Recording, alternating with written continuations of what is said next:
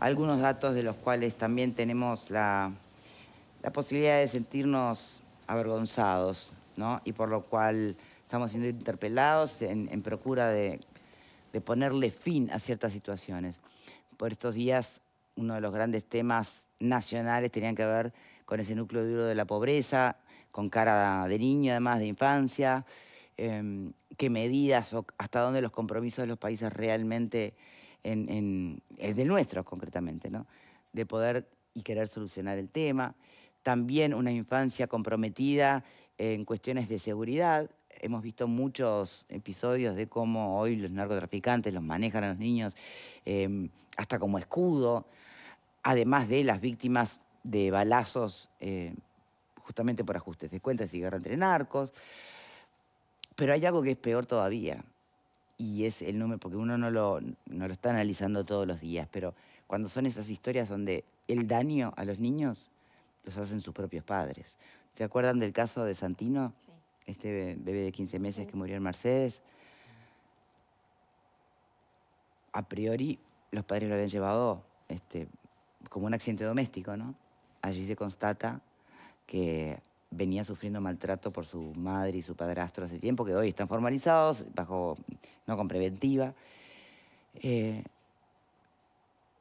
Nos está acompañando para poder ayudarnos a entender estas realidades y que no es nuevo, yo sé que no, pero ¿qué nos pasa? Porque en un mundo que cada vez tiene más información, que la cosa está más globalizada, que te enterás de situaciones que si no lo sabías te despiertan a la curiosidad, por lo menos te vas informando.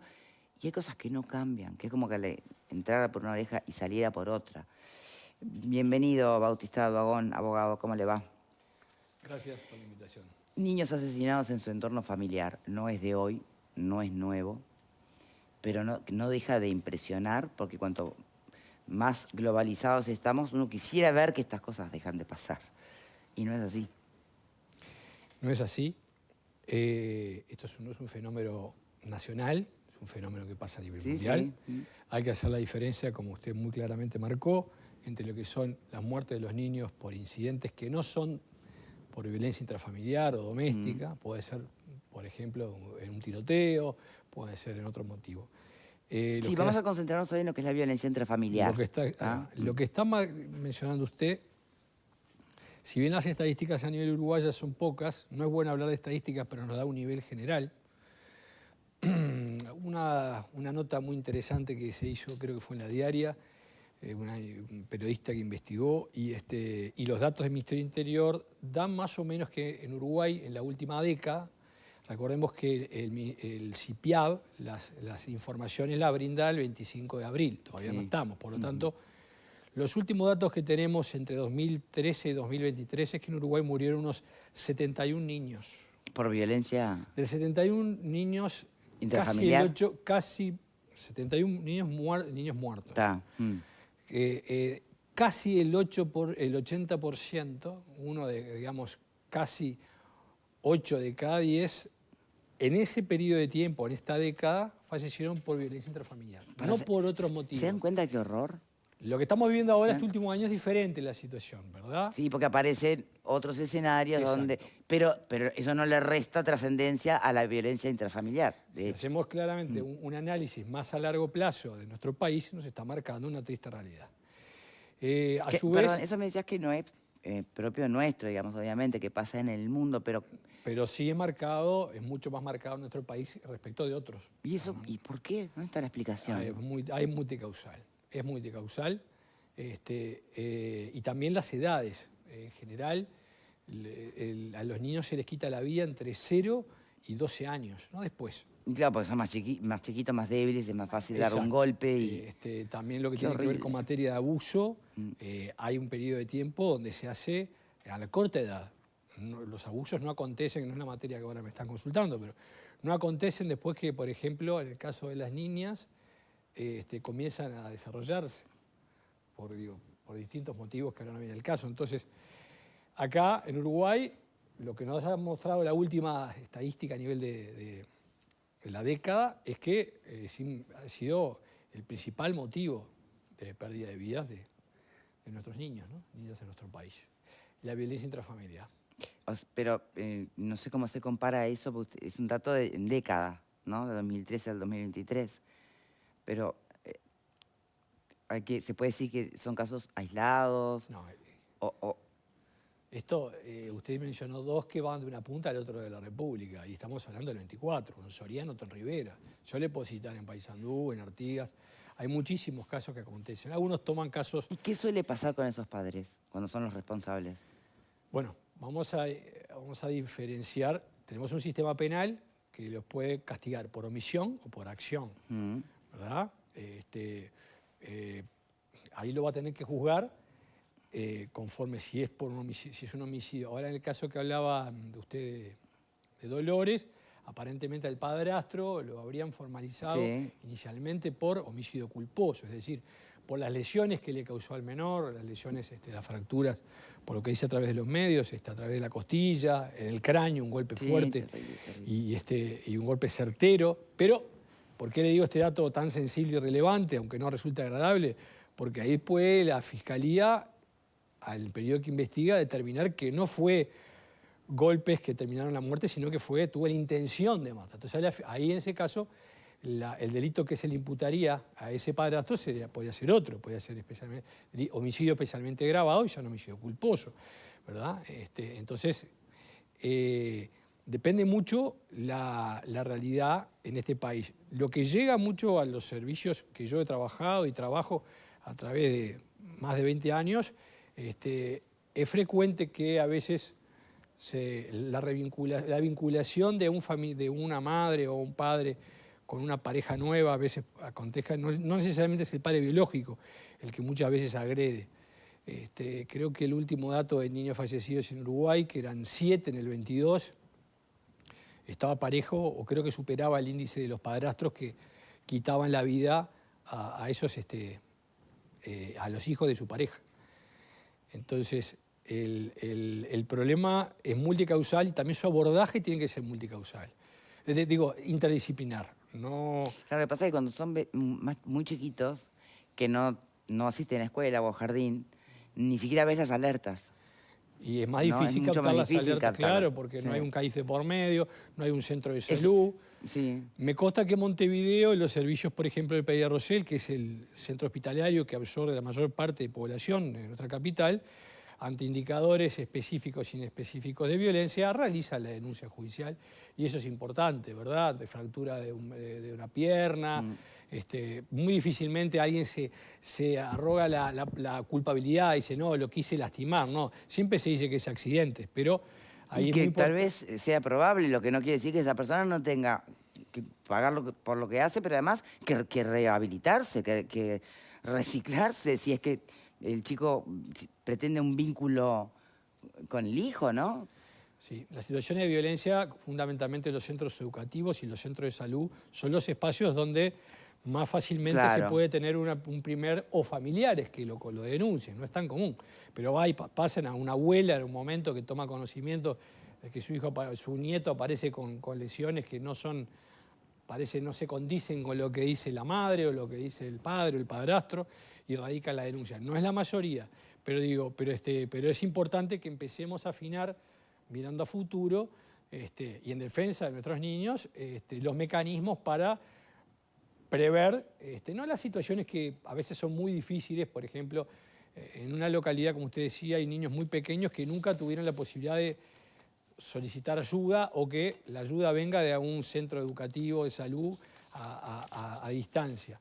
Pero en otros casos sí han habido situaciones en donde los niños han sido agredidos y han ido a un centro de salud 1, 2 y 3 veces, han denunciado 1, 2 y 3 veces las agresiones de su familiar en el centro educativo, y la verdad el sistema entre educativo y judicial fue lento, fue omiso, y evidentemente esas son las primeras situaciones que nosotros tenemos que tratar de no equivocarnos a futuro, de actuar de forma eficiente y rápida. Para mí es un camino largo y es importantísimo que se comience a abordar a la brevedad. Marta, vos trabajas en familia también, habrás visto muchas cosas. A mí me gustaría separar los dos casos, ¿no? Hay 3 niños fallecidos. Uno es el lamentable caso de Rivera, que es una situación, y esta es otra. ¿Y por qué lo separo? Porque son cosas distintas. Y acá hay una mamá que tenía una nueva pareja, que se distanció de la familia paterna y le inhabilitaba a la abuela a acceder al niño.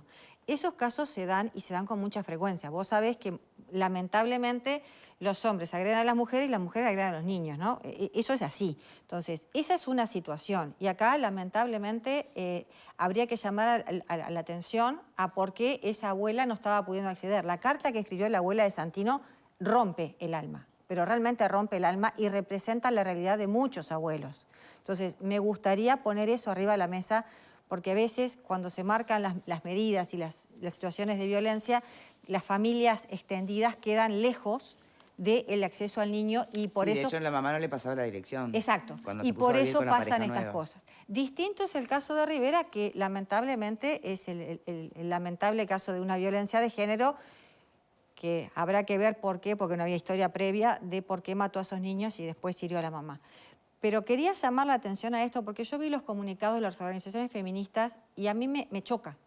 Me choca por esto, porque lamentablemente hay muchos casos donde las familias, abuelos, maternos, paternos, quedan lejos de los niños. Entonces, todo no se arregla con la ley de violencia de género. Hay cosas que necesitan otra revisión. Y acá se habla mucho de los derechos de infancia, de la importancia de que los niños, por las convenciones internacionales, tengan acceso a sus dos ramas familiares. Pero, sin embargo, cuando llega el momento, parecería que eso se olvida. Y el niño queda sujeto a la mamá y a la nueva pareja. Y sabemos que muchas veces son las nuevas parejas las que agreden a los niños. Entonces te quería consultar, esa situación, ¿cómo la están manejando ahora? Porque yo lo que veo es esto, abuelos que pelean por ver a sus nietos, nietos que quedan incomunicados, sea porque las madres no pasan las direcciones o porque por las famosas medidas cautelares le consultan al nene, pero como el nene quedó escuchando una sola campana, dice no quiero ver a mis abuelos. Y no se sabe lo que están viviendo. No sé si me explico. Pero igual estamos mezclando situaciones, No estamos mezclando, porque acá la carta de la abuela de Santino es bien clara. Ella estaba desesperada por su nieto y tenía una actitud, su nuera, cuando estaba cerca y otra cuando configuró su nueva pareja.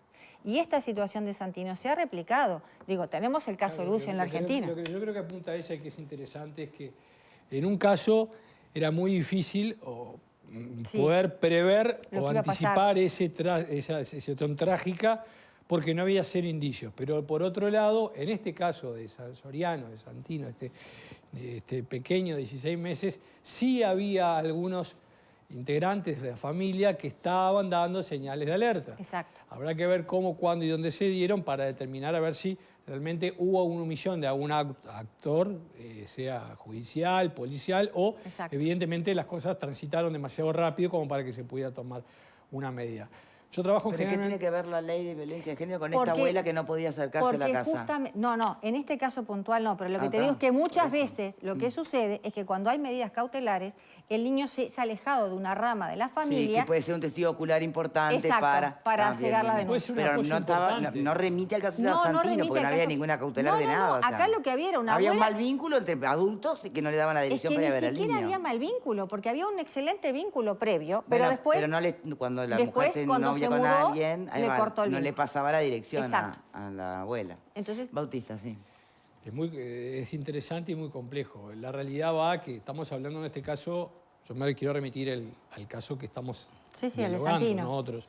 Muchas veces la violencia hacia la mujer o el agresor o el maltratador doméstico. La violencia vicaria, ¿es eso? Como vicaria es lo que termina padeciendo los niños, que se les quita la vida o pueden no quitarse la vida de otras formas amenazarlos, pero es un término doctrinario, ¿no? La legislación uruguaya no recaba esa. Si hace mención en los derechos de la mujer, por eso la lo introduce un poco el feminismo, a sus hijos, derecho a la protección de ella y de sus hijos por parte del Estado. Entonces ahí podríamos decir que ese concepto, que no es único, que cambia, depende del país, del territorio, se refiere a que el agresor no atente contra la vida de la mujer o la vida de sus hijos.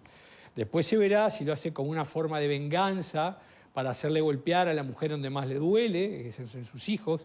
Sí, me acuerdo lo del caso de Rivera, por ejemplo. Exactamente. Si eso se repite, yo recuerdo un caso de una clienta, una defendida que tuve, que tenían que devolverle el hijo y no se lo devolvía el marido, las parejas estaban separados y hay una llamada que dice, ¿querés venir a buscarlo a no sé dónde?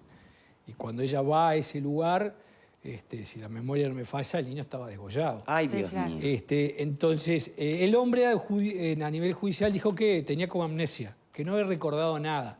En aquel entonces todavía no estaba la modificación del Código Penal y le habían dado creo que 24 años nomás.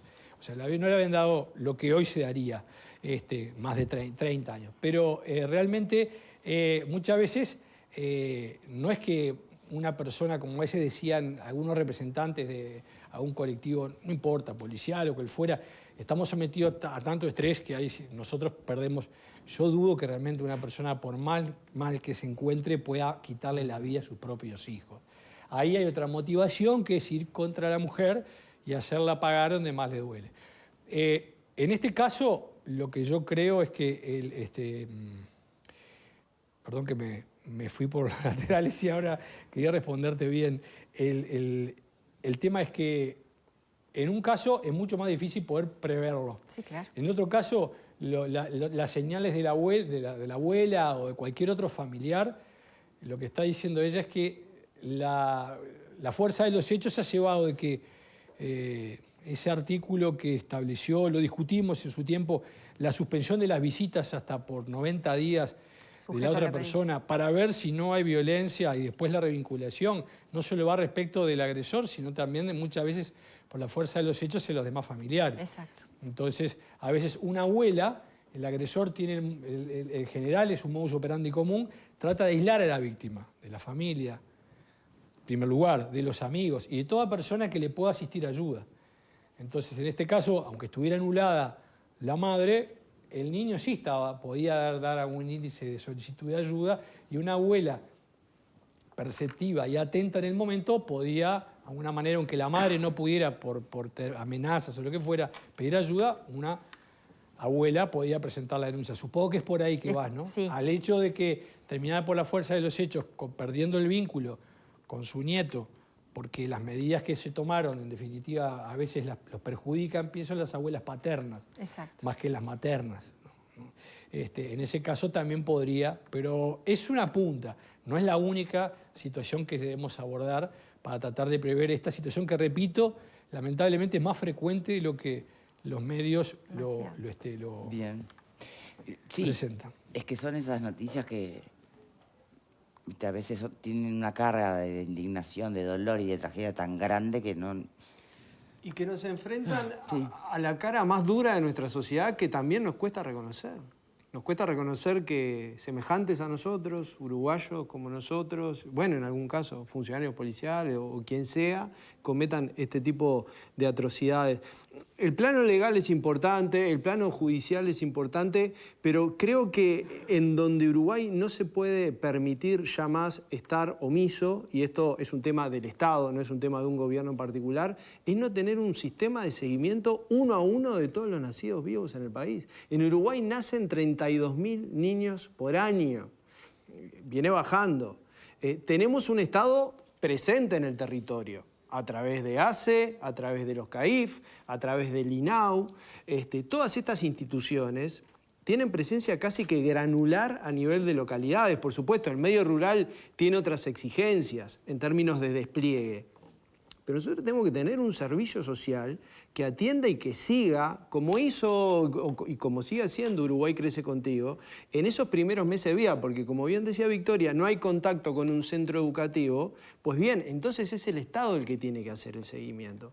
Nosotros, yo esto lo he dicho varias veces acá, gastamos un dineral como sociedad entre gasto público y gasto privado en servicio de salud, en el sistema de salud. Bueno, cuando tiene que haber un protocolo extremadamente rígido de que si no se presentan a los controles pediátricos hay que ir y presentarse en el domicilio, hay que hacer el seguimiento y hay que tener protocolo de detección temprana. Algunos casos van a seguir pasando, pero para esto no se necesita legislación. Nuestras capacidades de detección temprana de signos potenciales de violencia intrafamiliar creo que está muy por debajo de lo que podemos hacer. Tenemos infraestructura, tenemos recursos humanos, hagámoslo. ¿Coincide, don? Totalmente. Y no es fácil en el interior profundo. Por eso hablaba de Montevideo, donde en general, cuando una madre llega con su hijo con lesiones o quebraduras de huesos, se toma un procedimiento, pero muchas veces en el interior, no sabemos si este triste caso del niño de 16 meses en Soriano, las fracturas de costillas y otras lesiones que tenía fueron en ese único episodio que le quitó la vida o eran anteriores. En esos casos, si hubiera habido, habrá que pensar juntos, ¿no? Pero por ese lado puede ser una buena punta. O sea, el ver, bueno, si hubiera habido controles de salud, hubo en ese caso. Bueno, también podés pensar que no es que no hubiera, sino que los padres no lo llevaban al chiquitín. Bueno, está, pero digo, el extremar o buscar las formas, así como un menor que deja de asistir a un centro educativo, el Estado busca mecanismos para que los beneficios que tengan no los vuelvan a continuar, y capaz que se puede pensar, digo, a mí me gusta mucho la legislación americana y la francesa, también la neozelandesa es buena, en esta materia de derechos del niño. Capaz que hoy es demasiado complejo poder explicarlo. Nosotros ahora estamos pensando juntos, y también lo está pensando el Estado, porque hubo declaraciones públicas de actores de todos los partidos políticos y de todos los organismos, de sentarse a pensar. Pero al igual que en esta mesa, estamos pensando para ver para dónde agarramos y de qué forma lo podemos cubrir. Copiemos algunos ejemplos o busquemos ideas rápidas para tomar y yo creo que estas ideas en territorio que ustedes mencionaron son buenas. Mejorar lo que tiene que ver las omisiones de la familia, los controles de salud, si faltan, ¿verdad? Y una atención más temprana en lo que tiene que ver con las solicitudes de ayuda de parte de los familiares para que no se dilaten tanto a la judicialización. Por ejemplo, hay abuelas que denuncian en la comisaría, que no ven a su nieto, que no saben en qué situación está, que está grave, y nunca se le da ni siquiera una respuesta. No. Me consta porque lo veo semanalmente. ¿Y el INAU? Y el INAU ¿Debería ser un agente más participativo en todo esto? Y yo creo que sí, y hay que ver también la presencia que tiene Montevideo y la presencia que tiene a veces en el interior, que por la fuerza de distintos problemas presupuestarios, etcétera, no es la misma. No es la misma presencia fuerte que se tiene. De todas formas, tampoco INAU puede ser una especie de ombudsman, una especie de gran hermano, perdonen, que pueda ver todo lo que pasa en el territorio y sobre todo en el interior profundo. Para mí no es ni el primero ni el único responsable de esta situación, sino que tenemos la necesidad de mejorar ya nuestra legislación, pero referida a distintos organismos públicos. Claro. Vale. Yo creo que es muy difícil hablar de estos temas. El otro día cuando se daba el episodio, sobre todo del padre de familia que mataba a sus hijos y hería a su esposa, se me vino a la cabeza el caso del papá que mató a sus dos hijos acá en el centro de Montevideo, que viniste por ese, sí, hablamos de ese caso que justamente me acuerdo que quedaba una cuadra de Adeomer lugar y fue tremendo porque, o sea, estábamos ahí y veíamos la cara de los policías que les tocó entrar en aquel momento. Me acuerdo que fue ese caso fue tremendo también. Apoyo psicológico, psiquiátrico sí, fue una imagen tremenda y yo no quiero entrar demasiado en lo que planteaba recién ay, me olvidé tu nombre, de Marta, se me fue tu nombre, Marta. Porque yo no comparto el oportunismo en situaciones dramáticas como estas. Y, por ejemplo, la producción hoy nos pasaba material de distintas declaraciones de colectivos que esperan que, no sé, que el Estado se pueda predecir todas las situaciones que... A ver, uno no va a tener un policía en cada casa y a veces el policía que estaba en esa casa es el que termina ejecutando... Entonces, no hay una fórmula mágica que nadie pueda decir lo vamos a solucionar desde este lugar y lo que está pasando en realidad tiene que ver con que no se está trabajando bien en tal cosa. Yo creo que no, porque si miramos a la vecina orilla, por ejemplo, hay casos en Argentina que fueron terribles, pero terribles, de mamás, de las parejas de las mamás, o sea, espantosos casos de niños muy chiquititos que obviamente es muy difícil que en Uruguay podamos pensar que esas cosas van a pasar acá, pero no estamos ajenos al mundo. En ningún tema estamos ajenos al mundo. Y lo que pasó con para mí es un bebé, 16 meses, es un bebé, que su abuela fue hasta visitarlo y la madre no le quiso dar la dirección, porque fue que se trasladaron los abuelos porque hasta hacía muy poquito tiempo vivían con ellos.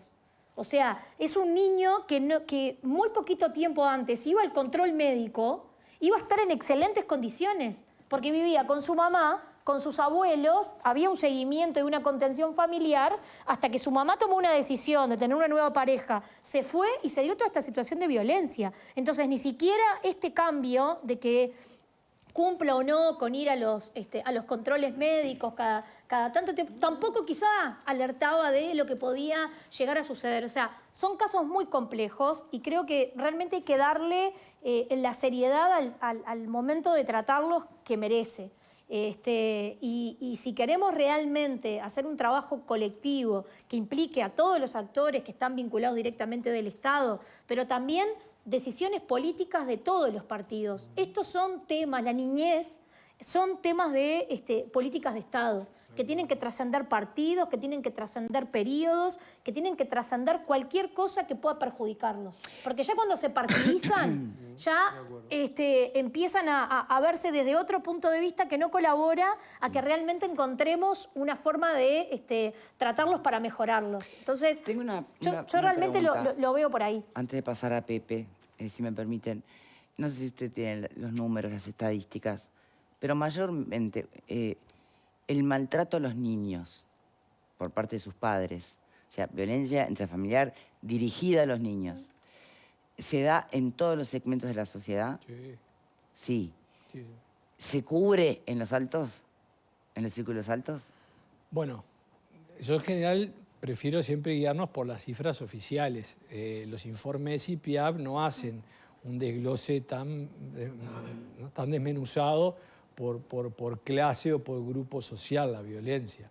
Sí es claro de que se está equiparando la violencia. En décadas anteriores la violencia era mucho más por parte en el caso del progenitor o del padrastro, que por parte de la madre. Y bueno, en los últimos tiempos vemos cómo se ha acortado esa distancia por parte de las agresiones. Los últimos 2 informes de CIPIAP que recuerdo que van años atrasados, ¿no? Porque ahora el 24 se va a decir lo que pasó en el 23, 22-23 y así sucesivamente. Se ha equiparado. Y a nivel judicial, tanto la compañera que nos hemos seguido en los juzgados como yo, percibimos que hay un aumento también de la violencia por parte también de la progenitora, ya no es solamente... y no madrastra. Y no madrastra. Y no madrastra. Entonces, sí, también madrastras las hay, pero se ha equiparado. Perdón, ¿qué hora? Claro, no, yo lo que preguntaba era si de alguna manera había, si era una cuestión transversal a todos los sectores de la sociedad, pero uno no sé por qué tiene la idea, porque siempre estamos mirando y analizando y cuestionando a los sectores más vulnerables, pero pará, y los de arriba, que seguramente... Violentos hay en todo. A veces, pueden escaparle perfectamente al censo en esas cosas, ¿no? Y a veces no sé cómo decirlo para que no caiga mal ni bien, pero es una realidad. A veces las personas que tienen menos recursos, por lo menos materiales, a la hora, no digo que tengan fácil ver, muchas veces al momento que ven su vida corre riesgo, o sus hijos, tienen menos pruritos para decir, agarro todo y me voy de acá. Solicito ayuda y me voy de mi casa. A veces, no sé... Mantener las formas. Exactamente. Lleva a las personas, a las mujeres sobre todo, que pidan dificultades de ayuda. Y tuvimos en los años anteriores médicas que le quitaron la vida, escribanas que le quitaron la vida, abogadas que le quitaron la vida. No estamos hablando... Sí, terminar envueltas en situaciones de violencia doméstica está clarísimo que no es exclusividad de nadie. En este caso de la policía... Totalmente, pero estoy hablando de maltrato a los niños. Claro, en este caso de la policía, la médica, para mí, por cómo fueron dirigidas la agresión mediante balística, queda claro que intentó quitarle la vida. No fue dejarla viva, le apuntó al cráneo. Por supuesto, le salió mal, claro. Por lo tanto, digo, la mujer... Cada vez que pienso en esa mujer, en lo que tiene por delante, las ganas Va a para ser levantarse, las ganas para... Está bravísimo. Dios. Como yo recuerdo ya digo, esta defendida que había manifestado lo que le costó y lo que le cuesta retomar su vida, una mujer de bien, trabajadora, que se casó por amor, que su pareja que eligió le quitó la vida de su hijo de la forma más aberrante, llamémosla vicaria, llamado venganza, ¿no? Que se lo hizo sufrir y realmente es muy removedor cómo día a día tienen que encarar la vida nuevamente. Lo que hay que tratar de hacer es que busquemos las herramientas para por lo menos lo que puede ser previsible, tratemos de captarlo. No es fácil, pero no es imposible tampoco, ¿no? Y coincido plenamente con la panelista de que no hay que perder demasiado tiempo en grandes consensos, pero sí ese consenso tiene que ser más que interpartidario. No puedes tomarse como un botín transitorio a nivel político. No, tiene que claro. sentarse los mejores para ver cómo se resuelve. Y elaborar políticas de vuelvo a lo Estado, mismo, ¿no? Obviamente, vuelvo a lo sí. mismo. Usted decía, la tecnología cambió mucho. Sí, la tecnología cambió mucho, pero el ser humano no. El ser humano, las miserias que hace a sus seres queridos, exactamente igual que en el 1700, en el 1800, no ha cambiado nada. Entonces, No nos hemos civilizado más, digamos. para nada. Miremos Qué bárbaro. los ejemplos de otros países. Nosotros recién ahora tenemos el registro de violadores, que llevó mucho tiempo las discusiones. Tuvimos ahora también los antecedentes que se solicitan para entrar a ciertos lugares de trabajo, ¿verdad? Trabajar en un CAIF, trabajar en una guardería.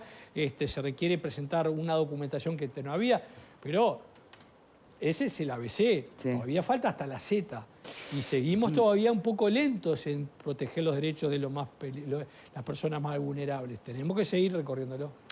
Pepe. Yo respeto muchísimo al doctor que siempre nos ilustra. Ha venido en más de una oportunidad, por supuesto, pero a mí, la verdad, no le voy a preguntar nada porque debo reconocer que este es un tema que me quita la objetividad. Realmente. No me puedo sentir objetivo, ni siquiera me puedo sentir muy sereno, que digamos, cuando tratamos estos temas.